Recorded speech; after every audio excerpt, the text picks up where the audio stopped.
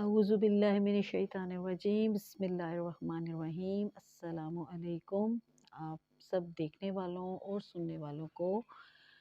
इश्क़ हकीकी के लिए राह अल्लाह में खुशामदीद। उम्मीद करती हूँ सब खैर खैरियत से होंगे। अल्लाह ताला सब पर अपना करम फ़ज़ल रहमत सेहत वाली ज़िंदगी सबको अता करे इंशाअल्लाह ताला, और आप सब की ज़िंदगी में हमेशा खुशियाँ और दीन और दुनिया की नेमतें हमेशा रहें इंशाअल्लाह ताला, और आमीन। आज का जो मेरा मौजू है वो बहुत हसास भी है और अहम भी है, और ये भी समझ लें कि हर दूसरे घर की कहानी भी है। आज का इंसान जिन मुश्किलात से गुज़र रहा है, जिन हालात से गुज़र रहा है, जिस किस्म की उनको प्रॉब्लम्स फेस करनी पड़ रही हैं, तो लोग बहुत मुख्तलिफ़ किस्म की चीज़ों में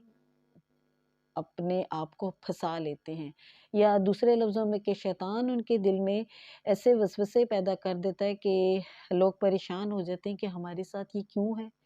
कैसे है, इसके पीछे कोई है और ये क्या हो रहा है। इसमें कोई शक नहीं है कि जादू बरहक है। नबी पाक सल्लल्लाहु अलैहि वसल्लम पर भी जादू हुआ था, और उसका तोड़ भी किया गया था। तो लेकिन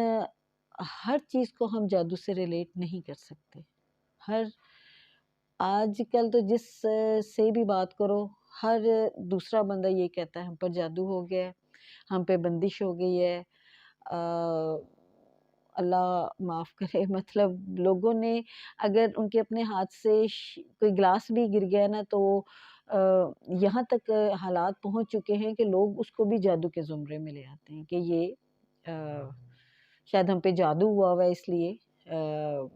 गिलास हमारे हाथ से गिर गया।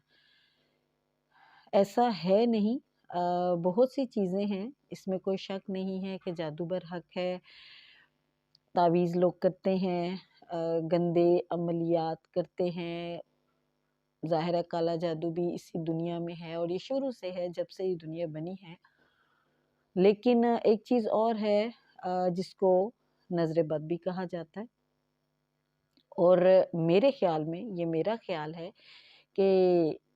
ये शायद जादू से ज़्यादा सख्त है। उसकी वजह ये है, जादू की अपनी ज़ाहिर है सख्ती उसकी अपनी जगह है, लेकिन मुझे नज़र बद जादू से सख्त क्यों लगती है कि वो हदीस भी है ना कि जो गंदी नज़र है वो इंसान को, ऊँट को हांडी तक ले जाती है। जो एक नामुमकिन सी बात है वो भी मुमकिन हो जाती है। तो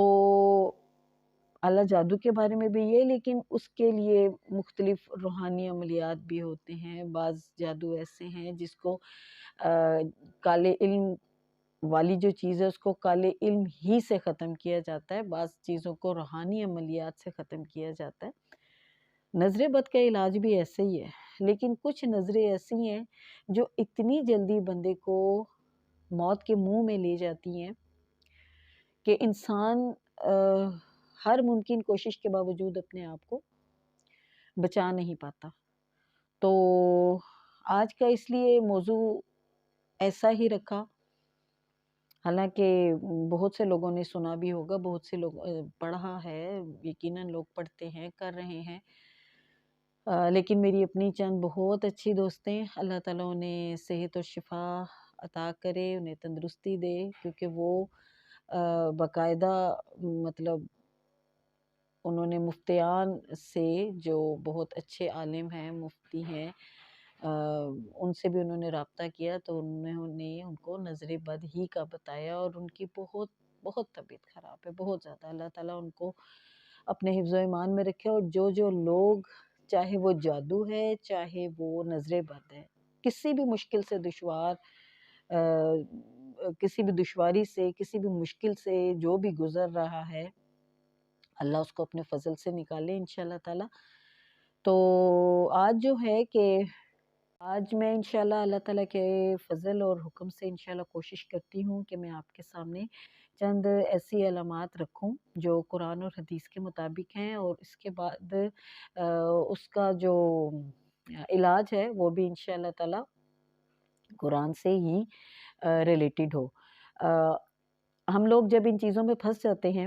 تو شیطان ہمیں اتنے وسوسے دلاتا ہے کہ ہم بجائے یہ کہ اس کا علاج اپنے گھر میں اور اللہ کی اس کتاب میں ڈھونڈے، ہم لوگ دوسری طرف نکل جاتے ہیں۔ ہم کسی بابا جی کی تلاش میں نکل جاتے ہیں، کسی راکھی کی تلاش میں نکل جاتے ہیں، اور بس مطلب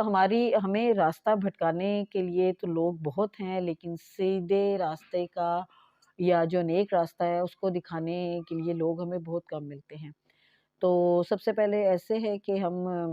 علامات دیکھتے ہیں کہ جادو کہ اگر نظر بد اگر انسان کے ساتھ نظر بد کا وہ شکار ہو چکا ہے تو اس کی علامات کیسی ہیں۔ پہلی علامت ہے، اور یہ جو کوئی حت الامکان نہیں ہے، حتمی علامات نہیں ہے، ہمارے آئمہ، ہمارے بزرگان، ہمارے جو بھی نیک عالم گزرے ہیں، لوگ گزرے ہیں، یہ سمجھ لیں کہ ان کی تجربے کا نچوڑ ہے جس کے پیش نظر انہوں نے ان علامات کو لکھا کہ اگر اس طرح کی علامات ظاہر ہوں، کیونکہ میکسیمم لوگوں کو جب انہوں نے تجربہ کیا، انہوں نے دیکھا تو جو میکسیمم علامات تھی وہ نظر بد کی ایسی ہی ثابت ہوئی، سو انہوں نے اس کو لکھ دیا تاکہ ہمارے جو آئمہ حضرات ہے، یہ ان کے تجربے کا نچوڑ ہے کہ میکسیمم لوگوں میں انہوں نے یہ علامات دیکھی، سو ان کے تجربے کی بنا پر انہوں نے ان علامات کو ایک جگہ پر یکجا کیا کہ اگر خدا نخواستہ کسی کے اندر یہ علامات پائی جاتی ہیں تو وہ نظر بد کا شکار ہو چکے ہیں۔ اس میں جیسے پہلی علامت ہے کہ چہرے کا پیلا پڑ جانا، آنکھوں کے گرد ہلکے ظاہر ہو جانا، جو آنکھیں جس طرح بندہ دیر سے سوتا ہو یا بہت زیادہ کام کرتا ہو تو جو آنکھوں کے گرد اور آنکھوں کے اوپر جو کالا سا نشان بن جاتا ہے وہ۔ قرآن پاک کی تلاوت سنتے ہوئے پریشان ہو جانا، یعنی کہ آپ کسی ایسی محفل میں گئے ہیں جہاں پہ قرآن پاک کی تلاوت ہو رہی ہے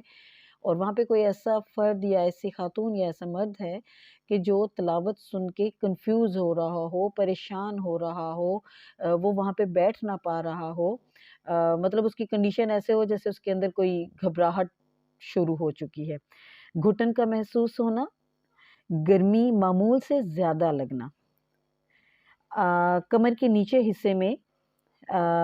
جو مطلب کہ بیک ہماری جو اوپر کا ایک شولڈرز کا حصہ ہے، جو نچلا حصہ ہے،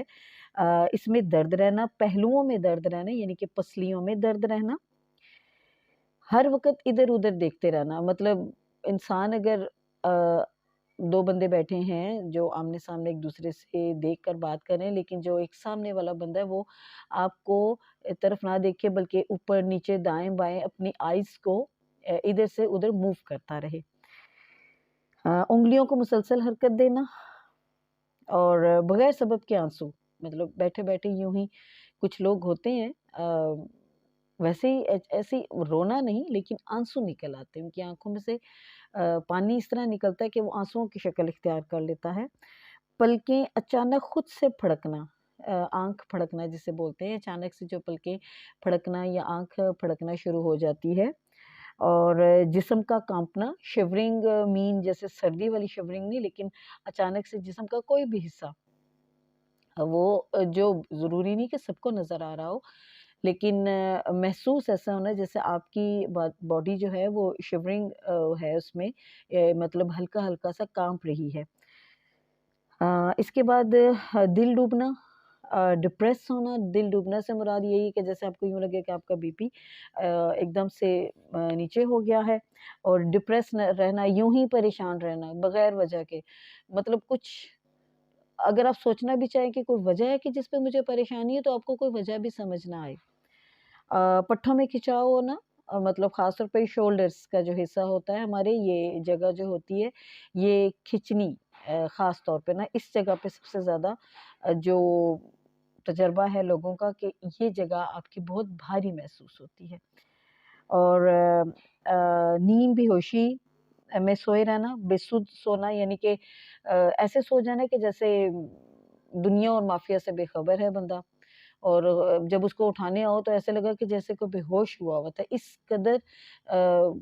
اس میں سونا کہ پتہ ہی نہ ہو کہ آس پاس کیا ہو رہا ہے،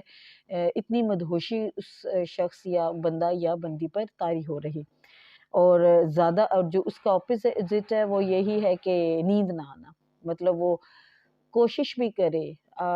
لیکن اس کو پھر بھی نیند نہ آئے۔ لوگ اکثر نیند کی گولیاں بھی کھا لیتے ہیں لیکن پھر بھی نیند نہ آ رہی ہو، اور بغیر کسی بیماری کے جسم پر نیل پڑ جانا۔ اکثر لوگوں کے جسم پر سپاٹس ہوتے ہیں بلیک یا بلو میں نا، جیسے کلاڈ ٹائپ کا ایسے سرکل سا ہوتا ہے، کبھی چھوٹا کبھی بڑا، تو وہ اکثر لوگوں کے کمر پر، پیٹ پر، بائسپس پہ یا تھائس پر وہ نمودار ہو جاتے ہیں۔ تو اب یہ ساری جو علامات ہیں، اس میں سے اور بھی ہوں گی لیکن میکسیمم جو علامات ہیں وہ یہ ظاہر کی جاتی ہیں کہ یہ علامات جو ہیں وہ شدید نظر بد کا موجب ہیں، اور اللہ تعالیٰ ہمیں ان علامات سے بچائے۔ تو اب ہم انشاءاللہ تعالیٰ قرآن اور حدیث سے اس کا ہم علاج دیکھتے ہیں کہ اللہ تعالیٰ اپنے کرم اور اپنے فضل سے ہمارے لیے اللہ نے کیا شفا رکھی ہوئی